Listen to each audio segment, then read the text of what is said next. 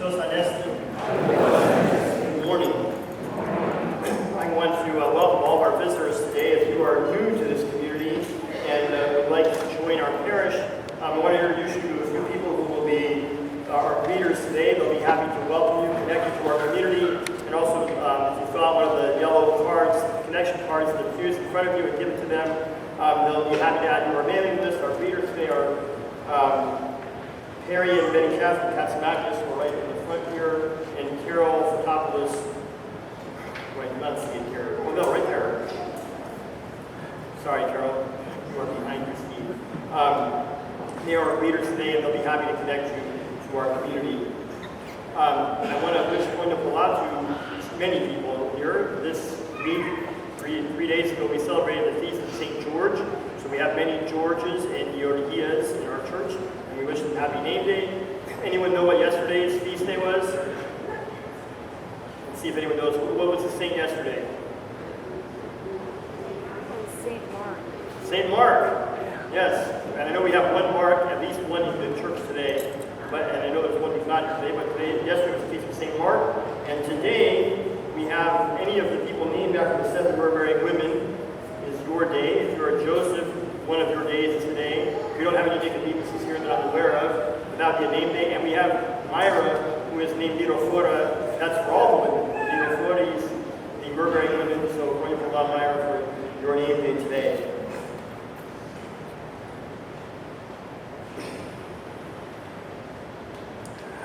I'm sure we've all heard of the sad goings-on in Nepal yesterday with an awful earthquake there that has affected thousands of people. There are a couple thousand people who have died and thousands upon thousands more that have been injured. And I've had that in my mind this morning in praying for all the people that are affected there. Not only it affects the loss of life, but in a country that's very much a third world country, any tragedy like that affects the economy, people's ability to get food. There'll be people there that are going to suffer and perhaps die, not because of injury, but because of starvation or poor plumbing. They are very slow to recover from a disaster, much slower than we recover in the United States. So again, we put our prayers there with the many people that are affected by that awful tragedy. And also in the Middle East, another group of Christians was needlessly murdered this week by thugs, evil people that have evil intention. And we're praying for peace in that part of the world. We're praying for the souls of those lost Christians and their families. And we're praying for our Lord that He will enlighten the minds of people that are wanting for destruction and to bring the light of Christ into people who have no peace, to try to bring peace to them. The memorial service today was very diverse in terms of the ages and circumstances in which the people passed away and without going into their lives. Most of the people we remember today passed away at a very young age, including one, a very young priest who had a young family, 6 children that are still reeling and trying to come to terms with his passing. And then we had Archbishop Iakovos, who passed away. I believe he was in his mid-90s when he passed away. And so I've been thinking at the altar as I've been praying and thinking of all these people, that everybody's portion of life is different. And only God knows what the portion of our life is. Some of us will live to be 90, and some of us will live to be 30. And some will live less, and some will live more, and some will go somewhere in between. And why is that? And why do people that are righteous, like a priest who's 36 years old, why is he cut out of life at such a young age? And what about all the people yesterday in Asia who have families and young children who now are without parents or without children? And what about well-meaning people who went out for an adventure on Everest and were killed in that avalanche? What about this family here, the Stavros family that suffered an awful tragedy in their family over a month ago? How do we make sense of these things? And one of the things that I'm thinking of is that maybe we shouldn't try to make sense of these things. When you look at the icon of the resurrection that's prominent in our church all the time, it's always up there, and now on the resurrection banner and in the narthex, we see that the ultimate comfort is provided by the Lord, who goes down to Hades and rescues all those who have fallen. All those who have fallen believing in the Lord goes and raises them up. This is the miracle of the resurrection. It's not that one man cheated death. That's why we don't see the Lord coming out of the tomb with a banner that says, I won. But we see the Lord going down into Hades and rescuing all those who fell, believing in Him, whatever their circumstances were. I mean, you look at the people in that icon, you see John the Baptist.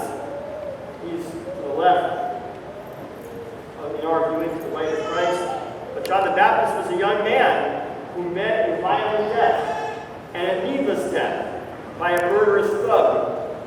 It's kind of like the martyrs that are dying in the Middle East today. And you see people in that picture like King Solomon that lived to be a wise old age, like our Archbishop Jacobus, and met his death in a peaceful way. And you see people in there like Joseph, the one of the 12 sons of Jacob, whose life was beset with suffering, and who ultimately in his life found glory. And you find all kinds of people in that icon, the way you find all kinds of people in our world. People who live long, people who live less, people who have a wonderful, happy life, and people who suffer throughout their life. And Christ rescues all of them. I know that when tragedy strikes, it's hard for us to think, can this be part of God's plan? At the moment that it happens, we can't think, how can this be part of God's plan? But later on, as time goes by, and as we get closer to our end with the Lord, and perhaps when we meet the Lord in His kingdom, it will all make sense to us. It will all have happened just the way that it was supposed to happen. A couple weeks ago, I had made some arrangements to meet with a couple people for counsel, for prayer, nothing heavy, something light that we were looking forward to doing, and time changed the plans. And so we kept our plans, but in a different way. And after that, we kind of looked at each other and said, well, that wasn't the way we drew it up, but it happened just the way it was supposed to happen. But through the changes, we stayed friends. We kept our focus, and it just kind of happened the way that it was supposed to happen. And this is the thing that I keep my mind on when tragedies like this happen.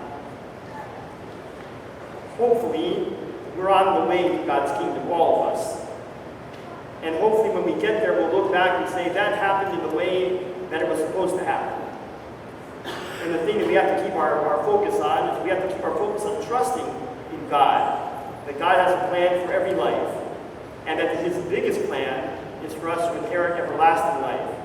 You see in the icon of the resurrection, there's one very, very subtle feature there that I wasn't even aware of until a couple years ago when I was listening to a sermon about the icon and someone pointed it out to me, which is that the Lord goes and grabs Adam and Eve.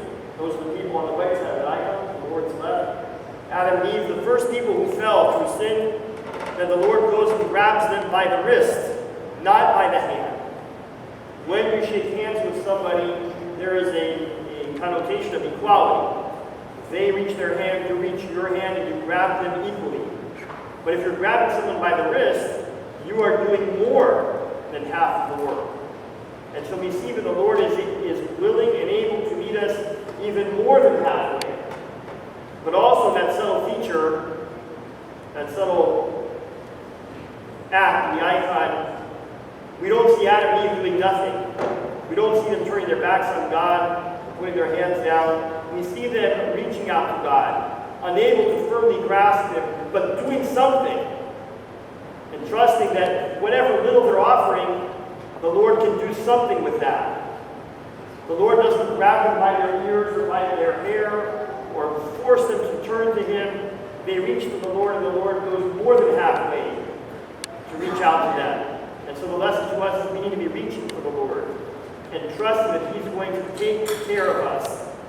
However it is that we meet our end on the earth, that the Lord has a plan and the Lord can take care of us if we just trust and put our faith in Him.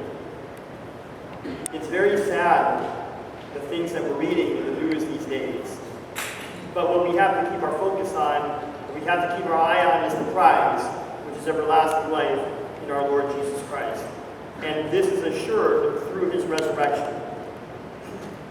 I was talking to someone the other day about the use of language in the church, and then they said, well, if you say this in Greek, most people don't understand what it means.